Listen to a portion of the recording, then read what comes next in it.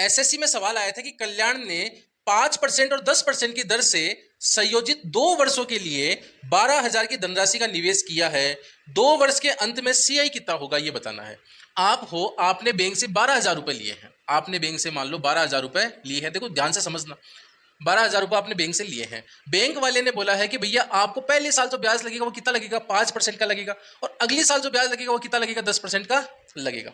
तो आपको क्या निकालना है, ब्याज निकालना है। क्या निकालना है, ब्याज निकालना। कौन सा, चक्रवृद्धि ब्याज निकालना, कंपाउंड इंटरेस्ट निकालना आपको। देखो भैया 12,000 रुपए आपने लिए हैं, तो पहले साल जो ब्याज लगेगा वो क्या लगेगा, 5% का लगेगा। कितना लगेगा, 5% का। तो 12,000 का 5% क्या हो गया, 12 को 5 से गुणा करेंगे, कितना हो गया, 12 पंचो 60, यानी 600 रुपए क्या लगेंगे आपके ब्याज के लगेंगे। पहले साल ब्याज के क्या लगेंगे, 600 रुपए लगेंगे। दूसरी साल क्या लगेंगे, 10%। तो 12,000 का 10% निकालोगे तो क्या हो गया, 1,200 रुपए। यानी अगली साल जो ब्याज के मिलेंगे वो कितने कितने रुपए लगेंगे आपकी जेब से, 1,200 रुपए लगेंगे। इतने से में काम नहीं चलेगा। यदि साधारण ब्याज की बात करता तो इतने से में काम चल जाता।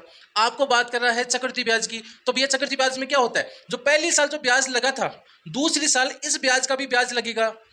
समझ पा रहे हो, दूसरी साल तो ब्याज कितना मिला था आपको, 1,200 रुपए, पर 1,200 रुपए नहीं लेगा अगला। अगला क्या लेगा, जो पहली साल जो ब्याज मिला है 600 रुपए, 600 रुपए आपकी जेब से लगे थे, इसका भी ब्याज लेगा अगला। तो 600 का 10% क्या होगा, 600 का 10% क्या होगा, 60 रुपए होगा। यानी अगली साल आपको टोटल ब्याज क्या देना पड़ेगा, पहली साल ब्याज देना पड़ेगा 600 रुपए, अगली साल आपको 1,200 रुपए तो देने ही पड़ेंगे, साथ में 60 रुपए एक्स्ट्रा और देने पड़ेंगे। यानी टोटल ब्याज क्या हो गया, 1,200 और 600 1,800, साथ में 60 रुपए, 1,860 रुपए क्या हो गया आपके पास टोटल ब्याज के हो गए।